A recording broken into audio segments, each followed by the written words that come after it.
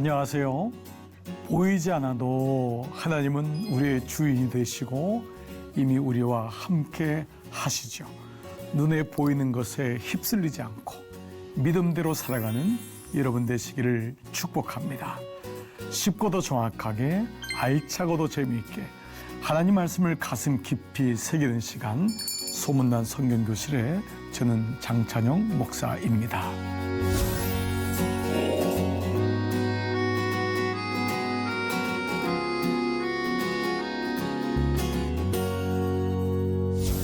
자, 여러분 지난 시간 기억나시죠? 사도행전은 추상적인 말씀이 아니었습니다.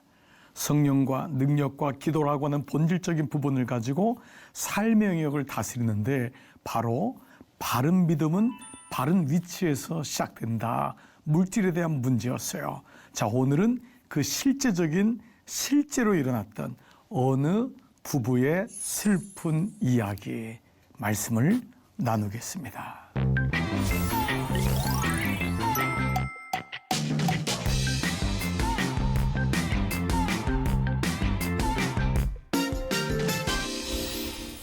네, 오늘 제목은 마치 젊은 베르테르의 슬픔같이 어느 부부의 슬픈 이야기. 정말 좀 슬퍼지지 않습니까? 그러니까 사도행전의 말씀은 절대 추상적인 말씀이 아닙니다. 어떤 사람은 사도행전을 사도들의 이야기 혹은 어떤 성령 받고 능력 받는 그것으로만 끝나는 게 아닌가라고 오해하는데 그렇지 않아요. 사도행전 말씀은 왜 사도행전이 흥미롭고 재미있고 실제적이냐면 우리의 삶의 모든 영역 속에 들어와서 우리의 바른 위치가 안 돼 있는 잘못된 위치, 그러니까 변화가 안 돼 있는 부분을 주님이 다스리세요. 여러분 사도 바울의 베드로를 보세요. 그의 성격, 기질, 그 기질이 하나님의 성품으로. 사도 바울을 보세요. 자기가 주인 되어서 마음대로 살았던 사람이잖아요.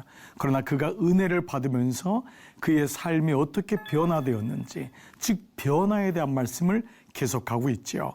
우린 지난주에 이어서 바른 신앙은, 바른 믿음은 바른 위치에서 온다.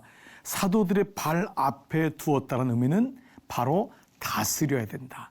다스림을 받아야 된다. 물질을 비롯한 모든 것은 내가 섬기는 존재가 아니라 다스림을 받아야 된다라고 하는 존재임을 분명히 말씀하고 있습니다. 자, 오늘은 그런 의미에서 바로 어느 부부의 실제적으로 일어났던 그 초창기 초대교회의 가장 가슴 아픈 이야기.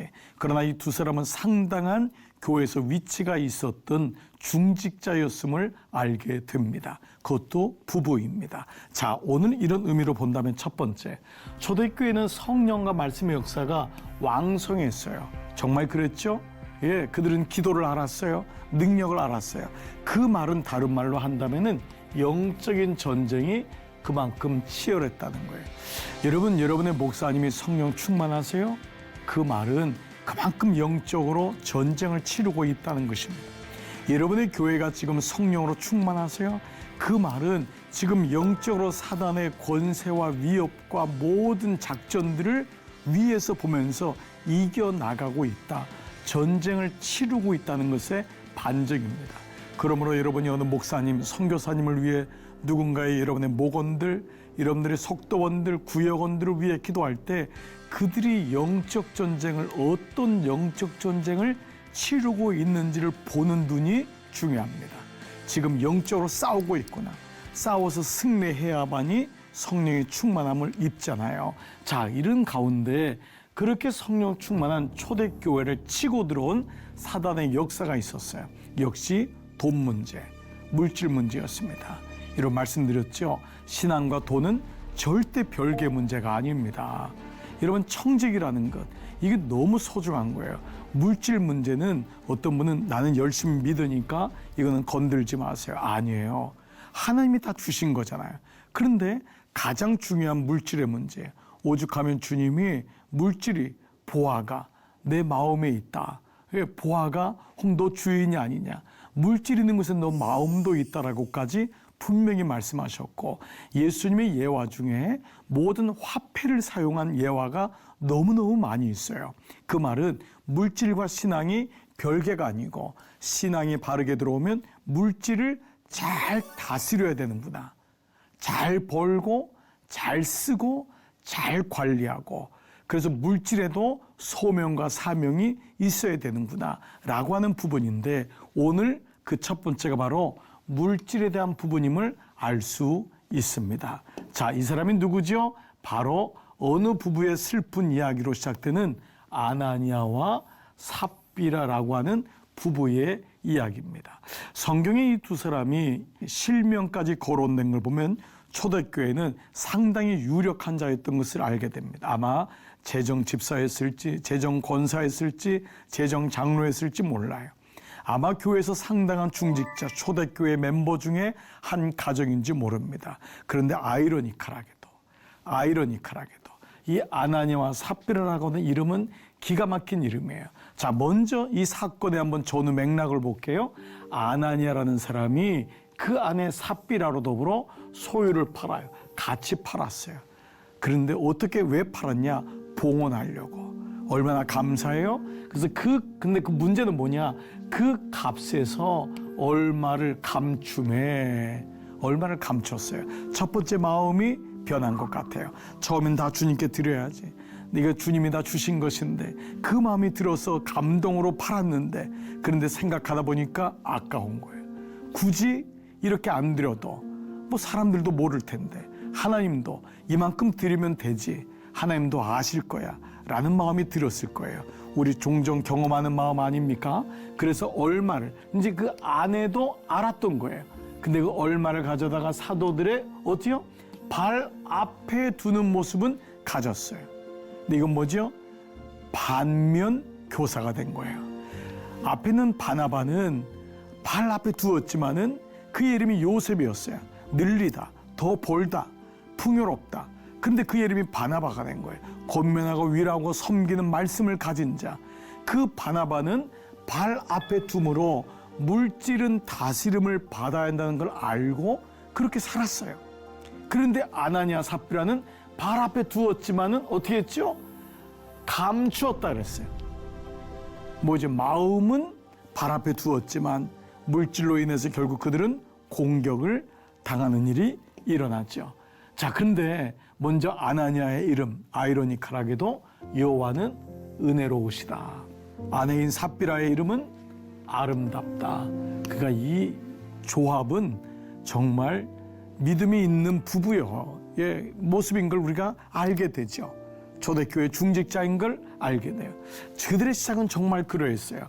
하나님의 청지기가 되기 위해 그들의 소유를 팔았던 사람들이었어요. 그런데 그리고 물질을 사도들의 발 앞에 둠으로 물질이 어느 위치에 있어야 하는지도 알았던 사람이었어요. 근데 여러분, 이것이 삶으로 가는 게 소중해요. 목사의 위기가 늘 말을 할 때 위기가 옵니다. 참 그게 저는 목사로서의 마음을 알아요. 교회 중직자도 마찬가지입니다.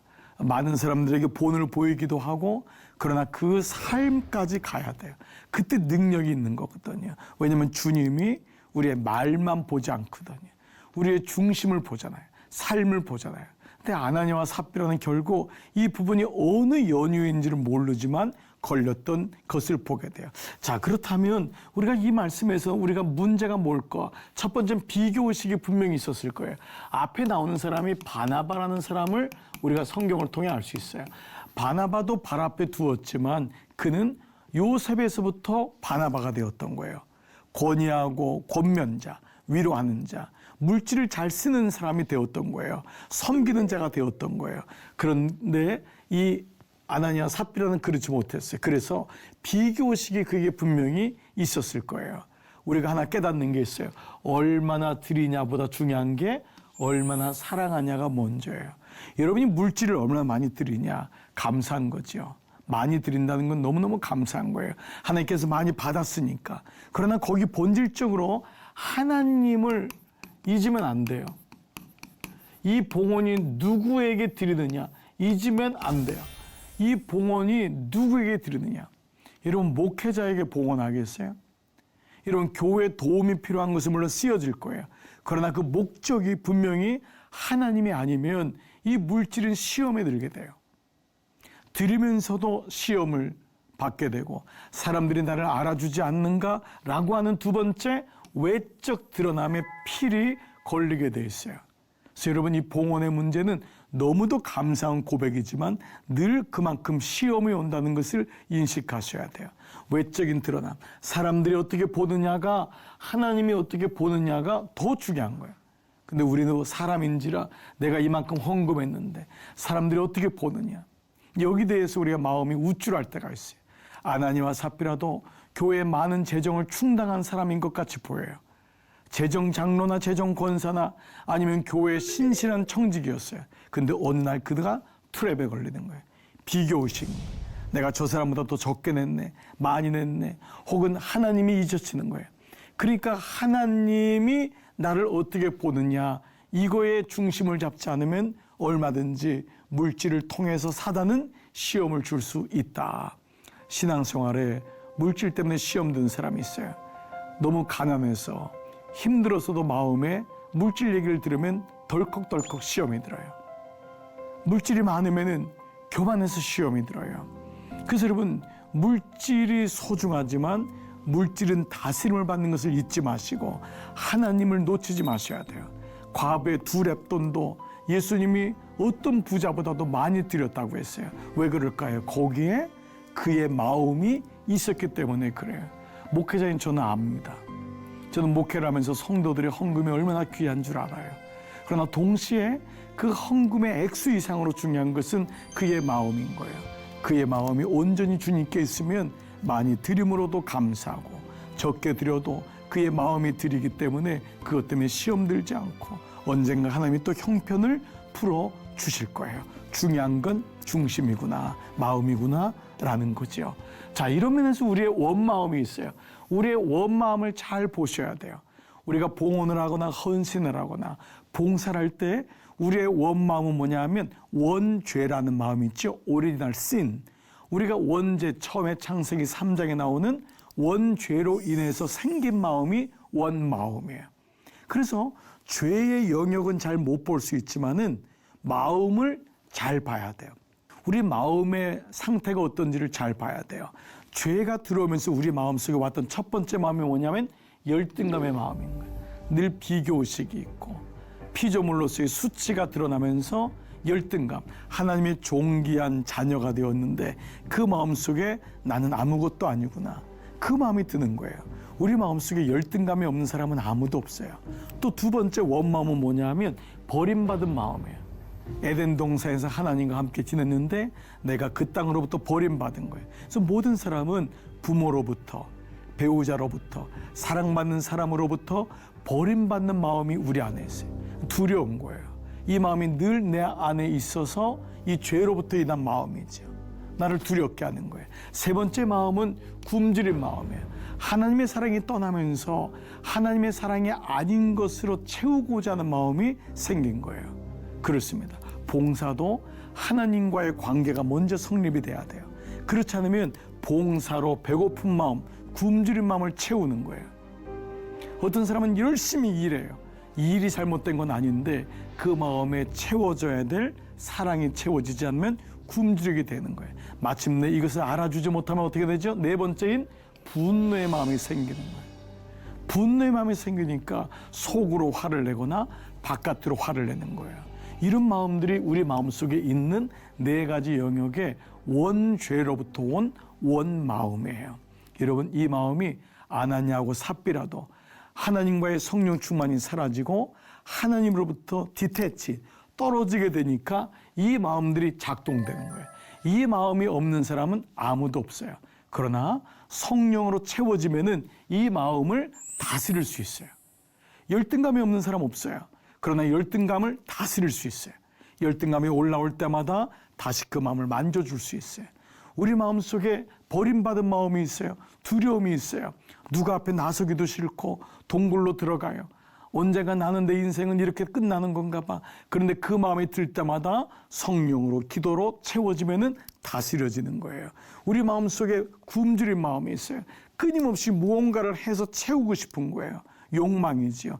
끝이 없는 거예요. 근데 그때 하나님 마음이 오니까 비로소 채워지는 마음, 사랑으로 충만하게 돼요. 분노도 마찬가지죠. 이런 화를 잘 내세요. 마음속에 자꾸 신경질이 나세요. 그 마음도 없는 사람은 아무도 없는 거예요. 그러나 바른 위치, 바른 믿음이 오면은 다스림을 받는 거예요. 그래서 이걸 가르쳐서 매니지라고 하는 거예요. 매니지한다. 이 매니지라는 건 뭐냐면 다스린다는, 다스린다.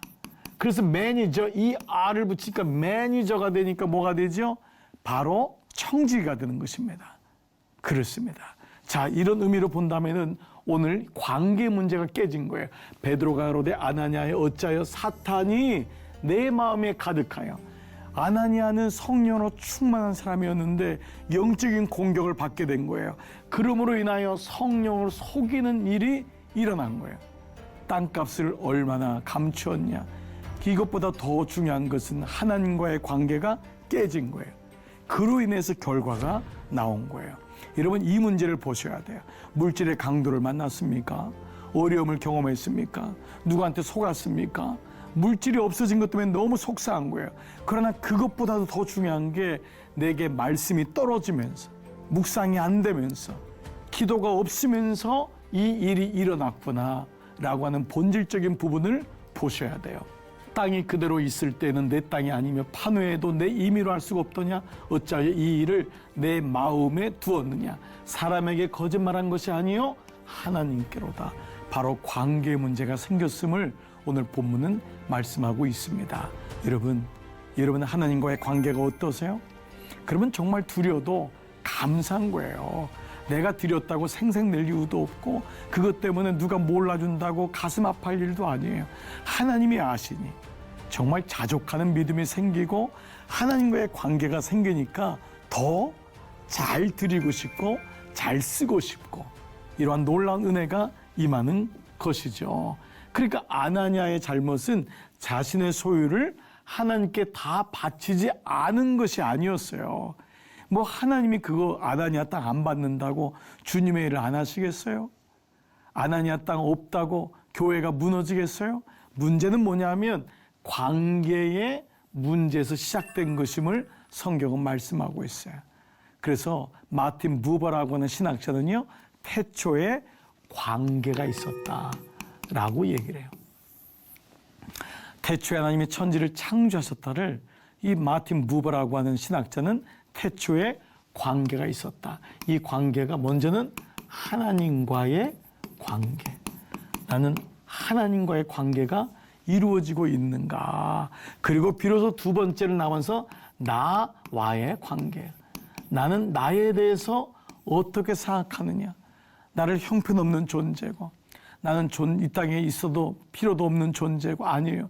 내가 얼마나 존귀한 존재인지를 알게 되고 비로소 세 번째 이웃과의 관계가 일어나는 거예요. 다른 사람과의 관계가.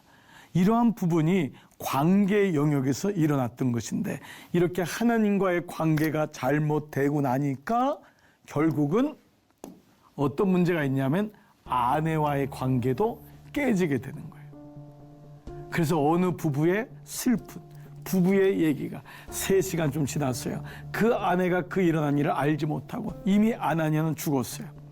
하나님이 급작스럽게 그 영을 치면서 그의 육신이 죽임을 당해요. 그런데 이 아내는 삽비라는 그 일을 몰라요. 들어왔는데 베드로가 이르되 그 땅 판값이 이것뿐이냐 말하니까 이르되 예 이것뿐이라. 아나니아도 속아요. 결국 하나님과의 관계 속에서 남편인 아나니아가 잘못했을 때 그것이 누가 먼저이든 간에 부부에게 영향을 주는 거예요. 참 너무 슬프죠. 이 중에 한 사람이라도 여보 이러면 안 돼요. 한 명이라도 우리 다시 일어섭시다. 하나님과의 관계를 회복합시다. 이랬으면 이 부부는 이런 예로 나오지 않았을 텐데 그만 남편과 아내가 같은 영역으로 가게 되죠. 자, 그 말씀을 그 다음 구절 보니까 그 값의 얼마를 따로 떼어 놓았는데 그의 아내도 이것을 알고 있었다. 세 번역이에요. 자, with his wife's full knowledge. 그 와이프도 모든 전후맥락, full knowledge, 모든 전후맥락을 알고 있었대요. 그런데 이 말씀이 개역성경이 번역해 보는 뭐라고 하냐면 눈 감아 주었다. 묵인하였다. 그래서 의논하였다라고 나오는 거예요. 그러니까 원어는 뭐냐 하면 알고 있었던 게 뭐냐면 서로 눈 감아 주었다는 거예요. 묵인해 주었다는 거예요. 그들의 의논하였다는 거예요. 하나님의 좋은 일을 위해서 의논하면 얼마나 좋습니까?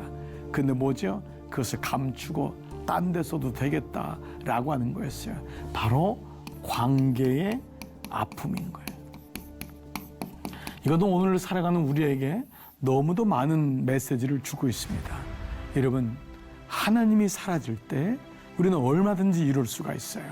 그렇기 때문에 목회자든 교회 중직자든 너무너무 이 말씀은 우리에게 많은 부분을 정말 두렵고 떨리는 마음을 주는 것입니다. 주님, 제게 주신 물질, 작고 큼을 떠나서 하나님이 사라지지 않게 해주세요.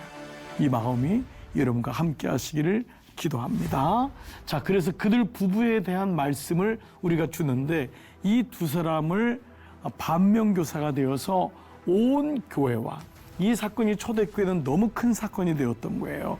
이 사건을 듣는 사람들은 모두 크게 두려워하였다. 하나님은 이 사건을 통해서 온 교회가 새로워지기를 원했던 거예요. 초대교회는 처음 교회였잖아요. 그렇기 때문에 그 교회가 순결해야 되는 거예요. 그 교회가 본이 되어야 되는 거예요. 여러분, 우리가 11조, 우리가 봉헌 예물들, 우리가 이런 것은 그저 지나가는 요식행위가 절대 아닙니다. 여러분 이미 잘 하고 계시지만은 이런 물질의 관계 속에서 하나님과의 관계가 성립이 돼야 됩니다.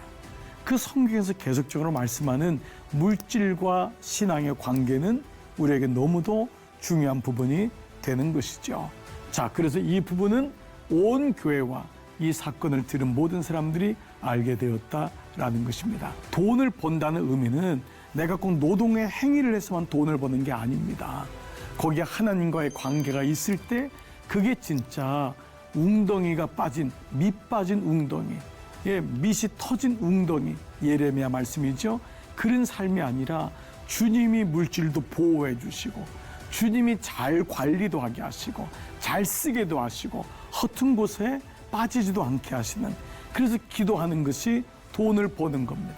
아나니와 삽비라에게 기도하는 시간이 더 있었다면, 그가 말씀의 묵상에 더 마음을 모았다면 이렇게 자기들끼리 눈 감아주고 의논하면서 하나님을 떠나는 일이 없었을 터인데, 즉 이 말은 무엇입니까? 우리가 더 중요하게 여겨야 될 것이 무엇인지를 말씀하고 있죠. 두 가지 적용할 수 있을 것 같아요. 첫 번째, 물질에 대한 나의 성경적 기준은 나는 청지기인가?